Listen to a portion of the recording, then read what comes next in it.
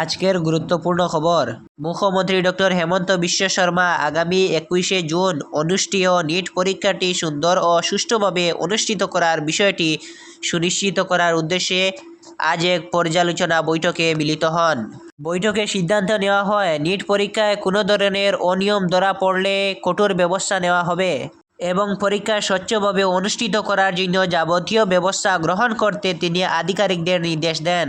পরীক্ষার্থীদের পরীক্ষা কেন্দ্রে প্রবেশ করার পূর্বে নিরাপত্তা ব্যবস্থার মধ্য দিয়ে যেতে হবে। পরীক্ষা কেন্দ্রগুলো থেকে 100 মিটার দূরত্ব পর্যন্ত 144 ধারা জারি থাকবে। এছাড়া বৈধ প্রবেশপত্র থাকা পরীক্ষার্থীদের জন্য সরকারি বাহনের ব্যবস্থা থাকবে। পরীক্ষা কেন্দ্রগুলো 24 ঘন্টা পুলিশের নিরাপত্তার অধীনে থাকবে। এছাড়া প্রশ্নপত্র সামরিক বাহিনীর আধিকারিকদের মাধ্যমে সরবরাহ করা হবে। সব পরীক্ষা কেন্দ্রে সিসিটিভি পর্যবেক্ষণের ব্যবস্থা থাকবে।